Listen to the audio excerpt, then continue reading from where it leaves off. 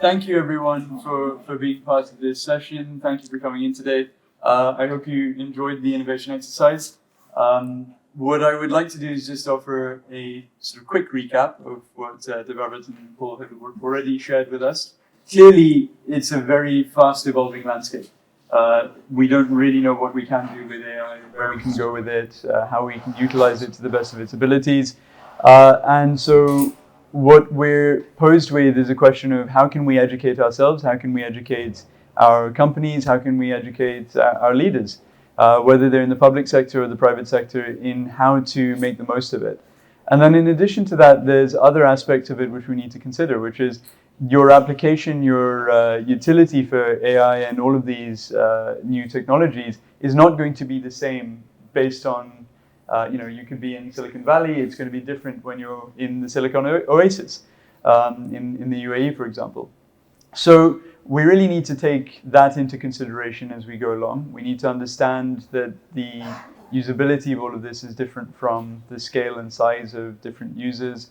And on that note, what I would like to do is ask each of the panelists, our great panelists today, to take a minute to introduce themselves. I've just realized that I've not introduced myself. So my name is Daniel Abdul Khalik. I am the Director of Innovation at E&D Enterprise. The space we're sitting in here, this wonderful space, is under my great team. So I'd like to thank them in advance for organizing everything that you've experienced today. And then Kamran, if you'd like to start. Thanks, Daniel. Kamran Hassan. I'm responsible for AI and smart data business, part of E&D Enterprise. We are on a mission to industrialize AI for our B2B customers. Been in the market for the last almost 2 years, and great stories to tell here as part of this conversation. Thank you. Devavrat, and I guess I already bored you enough. So I'm Kamal Aluwalia, hoping I'm sitting between MIT and Stanford. Yeah. So by osmosis, I'll be smarter over the next hour. So I run our go-to-market at Ikigai Labs. Glad to be here. I'm Paul, and I think I've met all of you. Thank you, by the way, for deferring judgment around the innovation exercise. Hope you enjoyed it. Wonderful. So with that, let's go to our first question. So I think if the other panelists don't mind, Devavrat, if we could just start with you. So you've obviously got a unique vantage point, being both an academic and an entrepreneur. So from that perspective, what are the primary considerations you've encountered in helping organizations sort of reach scale with AI and going global in that space? Absolutely. So I think it's a fantastic question. And also this similar question that came up as Paul was doing innovation exercise implicitly. So the whole purpose of innovation exercise was to ask us collectively that where do we think AI can help?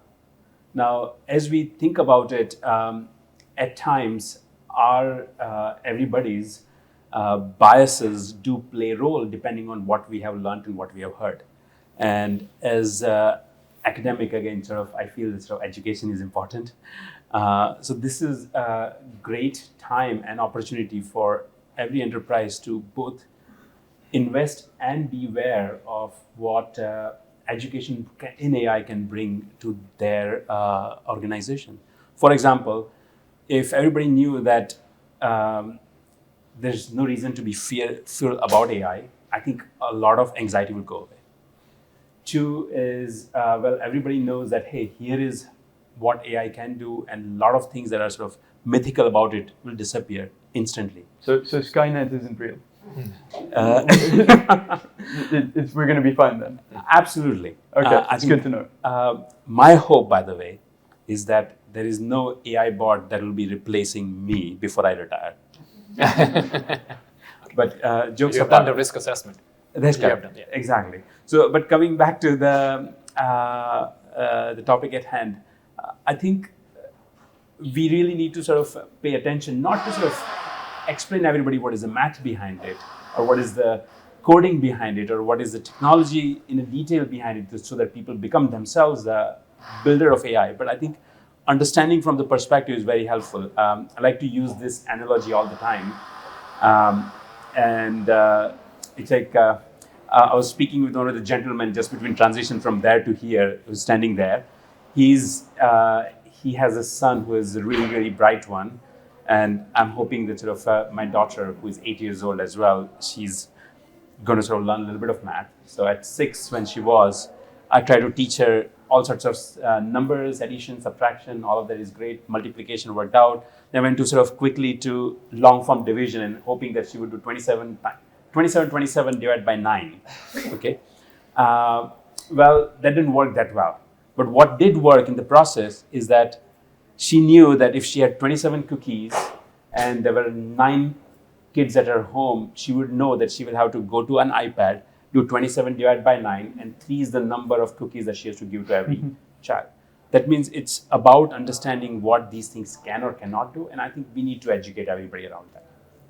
So a follow-on to that, keeping that analogy, would you say that, or how old would you say that AI is right now, from the perspective of a human intelligence?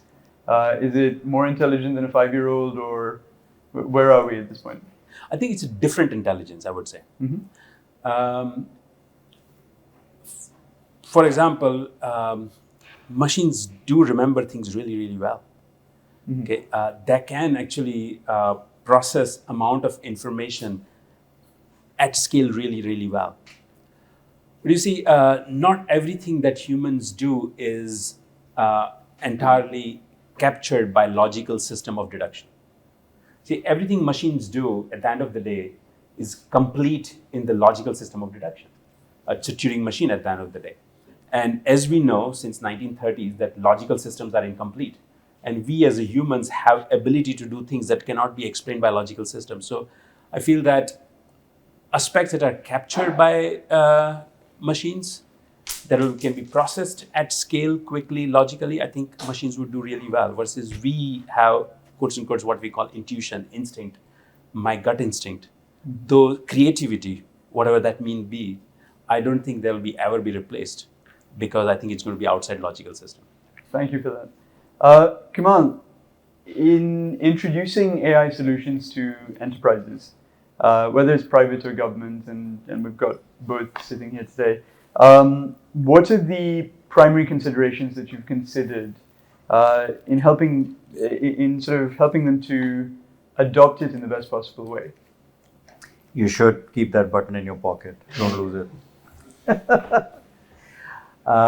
So over the last 5-6 years, we've now had customers using our AI solutions in 140 plus countries, 20 plus languages.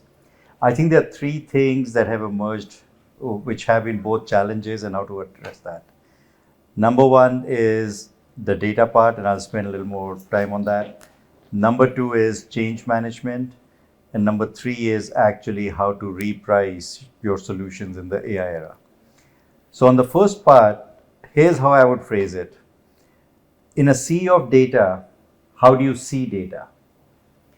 There's plenty out there. We actually simply haven't figured out how to make sense out of most of it or get our arms around it. And I'll give you an example. 6 years ago, all the talk about Tesla was that it was bursting into flames. It would magically just run across red lights and run over people and all that stuff. Now, a lot of criticism happened. Same thing that's happening about AI. It was same thing about Tesla's autonomous cars.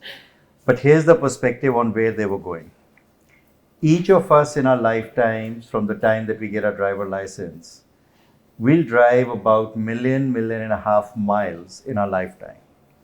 And yet we all think we are expert drivers by the time we are 23, 21, 25, somewhere in there, right? 1.5 million. If you're a professional driver, you'll drive about 8 million miles in your lifetime. And if all you do from the time that you get a driver license, you get up, drive all day, go to sleep, get up, drive all day, go to sleep, you'll drive about 16 million miles. So somewhere in there is the spectrum of what you can learn about driving, all the different roads, conditions, all that. As of a year or 2 years ago, Tesla had driven about 30 to 40 billion miles in every part of the world. So their learning is coming from there. And if you have a Tesla, how many of you have a Tesla? All of you should have a Tesla. But see, that's the difference between us thinking that there's nothing more to learn about driving and what Tesla's computers are learning about driving. And it's all making sense out of all that, road conditions, signs, all of that. So in a sea of data, how do you see data?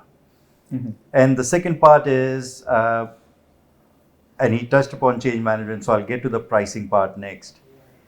AI is very much dependent on data. So to see which vendors or companies are moving forward, if they are charging you for data, you know they don't understand AI because they are slowing down that. If they're charging for their solutions per seat and machine learning works on essentially as many people touching your application as possible, you're slowing down the adoption and the machine learning. So that's the mindset that what do you want to establish your value for? And increasingly what you'll see is more about outcomes, less about infrastructure, plumbing, actions. And that also, it requires rethinking. How do I charge? And by the way, at every stage, you will make more money. Like value creation in the AI era is going to be exponentially more. But we have to rethink. And the last one is change management. And I'll iterate what he said. You have to remove the fear of failure. Take chances, roll the dice, make your team feel empowered. Go like all the things, maybe we should all go try all those things that everybody came up with. Some will work, some won't work. What difference does it make? We'll be in a better place. So I'll pause there. I'll add more questions, but those are the three things that have come up often. No, thank you very much for that.